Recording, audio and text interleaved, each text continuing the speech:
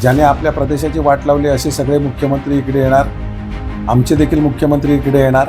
नवीन निवडून आलेल्या बीजेपीच्या आमदारांनी विधानसभेमध्ये प्रश्न विचारला आणि त्यांनी सांगितलं की 49% बांधकामं अनधिकृत आहेत आणि त्यामुळे अधिकारी वर्गाने त्याच्यावर कारवाई चालू केली आणि हे रेकॉर्डवर आहे.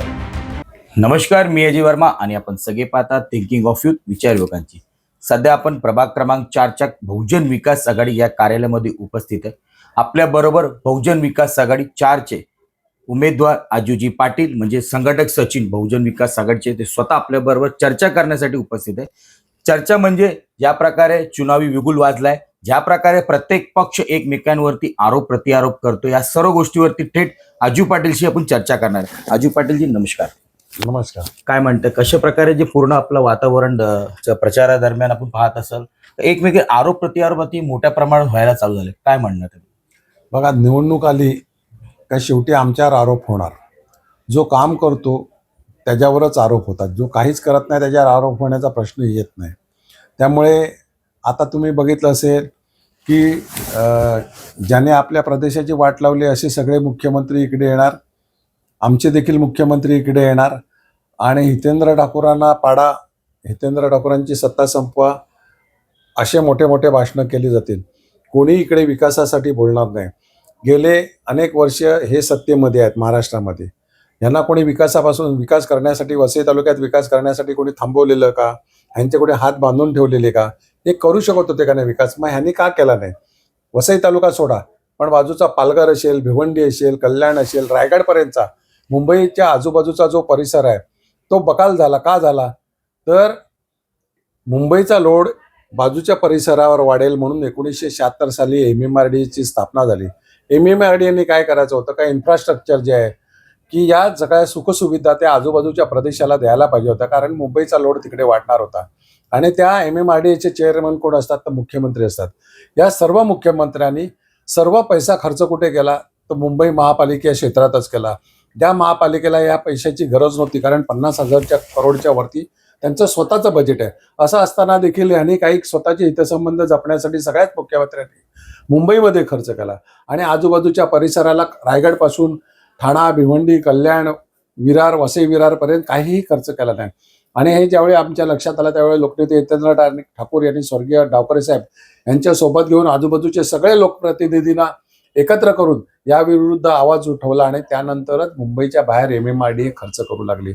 आणि त्याच्यामध्ये मोठ्या प्रमाणामध्ये तुम्ही बघितलं असेल तर भाईंदरचा ब्रिज असेल, प्रमुख रस्ते असतील, रेल्वेचे ओव्हरब्रिज असतील, रोडवरील ओव्हरब्रिज असतील, पाण्याच्या योजना, अशा अनेक गोष्टी या त्यामुळे शक्य झाल्या. आणि त्यासाठी लोकनेते हितेंद्र ठाकूर यांनी आवाज उठवला म्हणून हे शक्य झालं. नुसतं वसई विरारला नाही तर मुंबईच्या आजूबाजूच्या सगळ्या परिसरांना झालेलं आहे. त्यामुळे यांना आम्ही कोणीही या सत्ताधाऱ्यांना विकासापासून रोखलेलं नव्हतं. गेले 5 वर्ष प्रशासकीय राजवट होती. मी या 5 वर्षात तुम्ही काय केलं? ज्या पण योजना आल्या, ज्या पण टेंडर्स निघाले किंवा प्रोसिजर झाल्या, त्या सगळ्या लोकनेते हितेंद्र ठाकूर यांच्या संकल्पनेतून आणि त्यांनी सुरू केलेली किंवा त्यांनी मान्यता घेतलेल्या गोष्टीच चालू आहेत आणि यापुढे 10 वर्ष चालू राहणार आहेत. परंतु लोकांना दिशाभूल करून हे आम्ही करतो असं दाखवण्याचा यांचा प्रयत्न आहे. आणि आजही येतील तेव्हा देखील अशा घोषणा किंवा अशा वल्गना करतील का ज्या याआधीच प्रस्तावित केलेल्या आहेत, त्याच गोष्टी लोकांना दिशाभूल करण्यासाठी बोलल्या जातात. पण सर्वात महत्वाचा प्रश्न असा आहे का, ज्या परिसरात आपण राहतो वसई विरार, हा संपूर्ण अधिकतम म्हणजे या ठिकाणी राहणारे लोक अनधिकृत घरात राहत आहेत. त्यांचं काय होणार भविष्यात? काय प्रकारे विधानसभाच्या अगोदर आमदार साहेबांनी सांगितलं होतं का 41 बिल्डिंगचा सर्वात मोठा मुद्दा होता की त्यांना घर सुरक्षित भेटतील, पण ज्या निवडून आल्यानंतर त्यांचे घर इमिजिएटली तोडण्यात आले. पण ते सर्व दोष बहुजन विकास आघाडीवरती आला, कारण आपण हारले म्हणून त्या लोकांची बिल्डिंग तोडली गेली. तर त्यावरती काय म्हणा? बघा, सगळ्यात महत्त्वाचं काय की महाराष्ट्रामध्ये कुठचाही मुख्यमंत्री हा अशी कारवाई व्हावी म्हणून प्रयत्न करत नाही.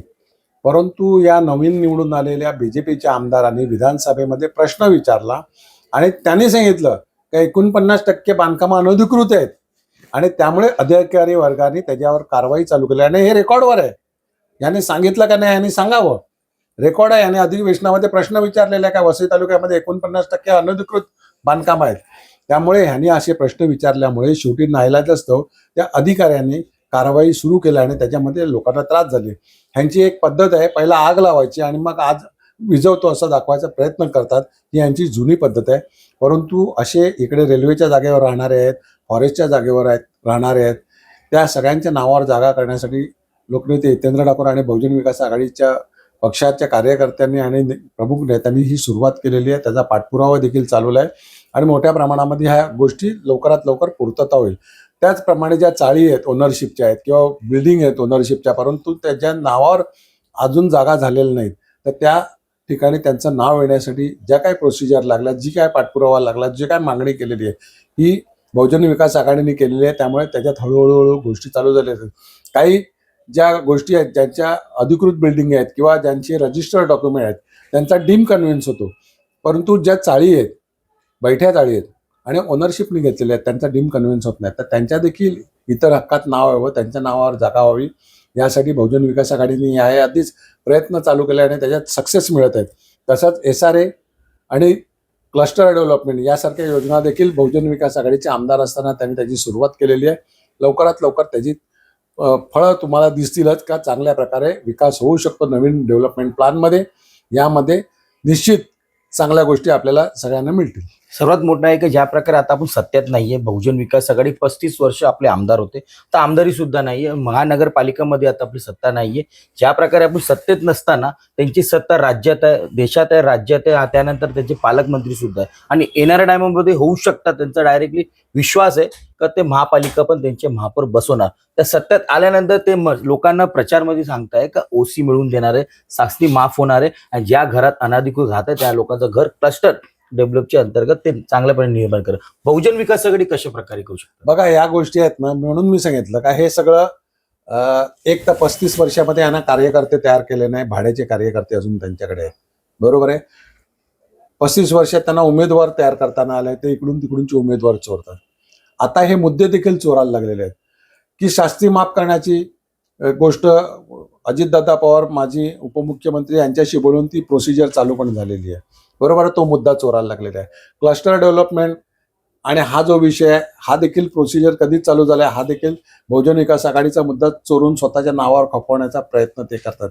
त्यामुळे मी सांगितलं की हे सगळे मुद्दे आहेत, हे जुने मुद्दे आहेत. या सगळ्या गोष्टी सुरू करण्यासाठी बहुजन विकास आघाडीने यापूर्वीच सुरुवात केलेली आहे, परंतु या सगळ्या गोष्टी स्वतःच्या नावावर खपवण्याचा त्यांचा केविलवाणा प्रयत्न आहे. पण आता ज्या प्रकारे आता त्यांची सत्ता आली तर ते नंतर ते करणारच, पण सत्ता येण्याच्या अगोदर जनतेमध्ये जे भीतीचं वातावरण आहे घराला घेऊन, ज्या प्रकारे ते रस्त्यावर चालतात ते रस्त्याची दुरुस्ती होत नाहीये, तर बहुजन विकास आघाडी 35 वर्षात काही नाही केलं असं ते लोकांकडे कळून देत आहे. आता तुम्हाला अगर बहुजन विकास आघाडी पक्षाला जनतेने परत एकदा महानगरपालिकेमध्ये चान्स दिला तर बहुजन विकास आघाडी जनतेसाठी सर्व प्राधान्य म्हणून काय काम करणार? बघा, सगळ्यात महत्वाचं की 35 वर्षात काय केलं म्हणतात, 35 वर्षात त्यांचेच खासदार होते, यांचेच आमदार होते, म्हणजे शिक्षक मतदारसंघ, पदवीधर मतदारसंघ, स्थानिक स्वराज्य संस्थेचे मतदारसंघ, वसई तालुक्यातला अर्धा भाग वाडा मतदारसंघात जात होतं, त्यांचेच आमदार होते, त्यांचे पालकमंत्री होते. हे सगळे म्हणजे 35 वर्षात 35 पेक्षा अधिक हे लोकप्रतिनिधी त्यांचे होते. त्यांनी काहीच केलं नाही. इकडूनचे खासदार होते, राम नाईक होते, वनगा होते, सावरा होते, त्याचे गावित होते. यांनी काय केलं, एकदा फक्त आमचे खासदार होते आणि त्यांनी अनेक योजना, अनेक निधी केंद्राकडनं आणला. त्याच्यामुळे गॅस लाईन असेल, परिवहन असेल, फायरचा असेल, अशा अनेक योजना, रेल्वेच्या असतील, रेल्वे ट्रेन चालू डहाणू ट्रेन चालू करण्याच्या योजना, अशा अनेक गोष्टी एका खासदारांनी 5 वर्षामध्ये केल्या. यांनी काय केलं तर ह्यांनी काय नाही, यांनी फक्त वल्गना केल्या. त्याच्यामुळे लोकांना दिशाभूल करणं हेच यांचं काम आहे. ज्यांच्याकडे स्वतःचे उमेदवार नाही, स्वतःचे कार्यकर्ते नाही, ते महापालिकेवर भगवा फडकवायचं स्वप्न बघतात. महापालिकेवर बहुजन विकास आघाडी आणि त्याचे मित्रपक्षाचं 115च्या 115 सीट निवडून येणार आहेत. त्यांच्या पायाखालची वाळू घसरलाय. म्हणून या छोट्याशा महापालिकेमध्ये त्यांना अनेक मुख्यमंत्री किंवा अनेक राज्यातले मुख्यमंत्री किंवा अनेक मंत्र्यांना इकडे यावं लागतं. एक छोटीशी महापालिका आहे ज्याचं उत्पन्न 3000चं पण नाही मिळत आणि जिकडे 50,000 कोटीच्या पेक्षा जास्त उत्पन्न असलेल्या मोठ्या मोठ्या महापालिका आहेत, ते सोडून ते सगळं इकडे येतात. त्याचं कारण आहे हितेंद्र ठाकूरांना विकासापासून थांबवण्यासाठी, विकास करण्यासाठी नाही.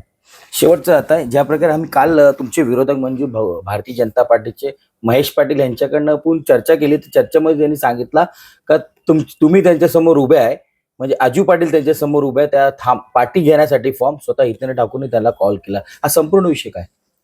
मला वाटतं काय निवडणुकीमध्ये अशा गोष्टी रुमर्स पसरवल्या जातात. मुळामध्ये बहुजन विकास आघाडीचे 5 नगरसेवक असलेला हा विभाग, ज्याच्यामध्ये नवीन प्रभाग झालेला आहे 4 नंबरचा, हा मनवेल पाड्यापासून चालू राहतो तो जीवदानी पाड्यापर्यंत मोठ्या प्रमाणामध्ये चालू राहतो. आणि तिकडे आमची सगळे नगरसेवक हे बहुजन विकास आघाडीचेच होते. त्यामुळे इकडून आला तिकडून आला असं काय नाही. बहुजन विकास आघाडीने जी कामं केली आहेत ती लोकांपर्यंत आम्ही घेऊन जाऊ. आम्ही काय कामं केलेली आहेत आणि प्रत्येकाने सांगायला पाहिजे का मी काय कामं केली. मी काय कामं मला करता आली नाही हे सांगण्यापेक्षा मी काय काय कामं केली हे जनतेपर्यंत घेऊन गेलं पाहिजे आणि आम्ही ती घेऊन जातो. आणि निश्चित येथील 4 नंबरचा वॉर्ड हा 90% जुन्या लोकवस्तीचा आहे, जिकडे 35 वर्षाच्या आधीपासून लोक राहतात.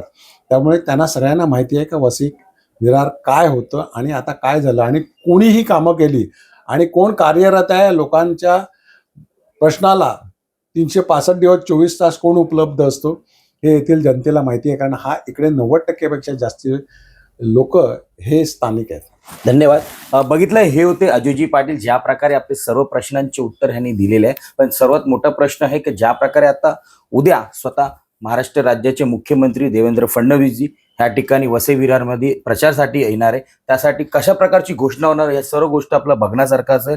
आणि 4 नंबर असो किंवा इतर कुठलाही प्रभाग असो, बहुजन विकास आघाडीने गेले 35 वर्षापासून या ठिकाणी काम केलंय. ते नक्कीच कामाच्या बळावरती ते लोक त्यांना मत करते. येणाऱ्या 15 तारखेलाच कळणार तर किती लोक घरातनं बाहेर पडून बहुजन विकास आघाडीच्या बटन दाबून त्यांना विजय करते. या सर्व गोष्टी घडामोडी आम्ही नक्कीच तुम्हाला पोहोचवायचा प्रयत्न करू. धन्यवाद.